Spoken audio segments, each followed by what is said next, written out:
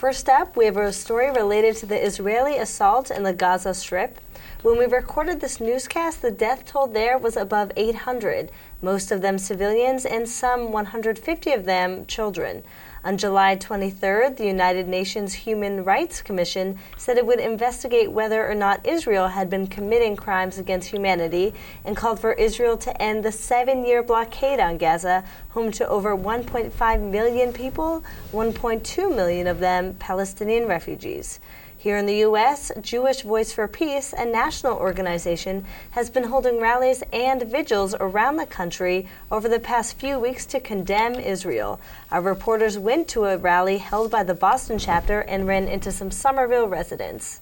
Free, free Palestine! Free, free Palestine! On July 22nd, over 1,000 protesters gathered in Copley Square to express their support for Palestinians in Gaza and to condemn the Israeli occupation. This rally is calling for an end to the massacre in Gaza. It's also calling for an end to American aid to the Israeli military. We are Jews who are standing in solidarity with both Israelis and Palestinians. We stand against the violence of the Israeli state and against the occupation and against the siege of Gaza.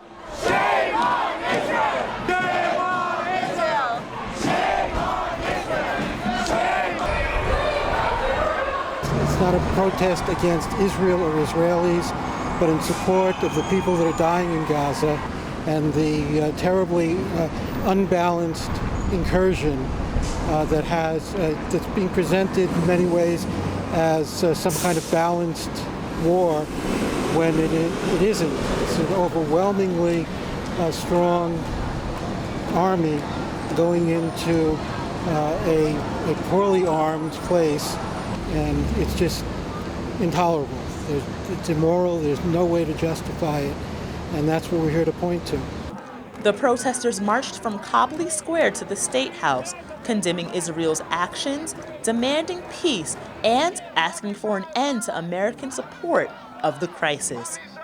This is important because the American government is funding the Israeli military to the tune of some $3 billion a year.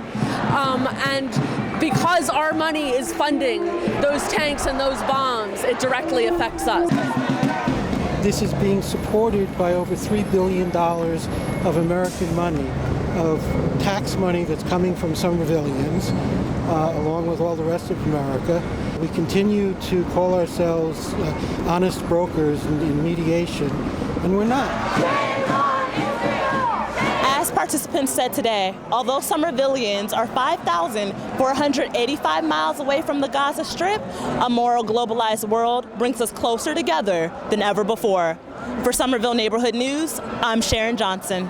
Well, Margaret, the atmosphere at the rally was really intense, but everyone there, whether they were anti or pro-Israel, they were there to unite against violence. So it really drew people together. Good. That's a really great thing to see.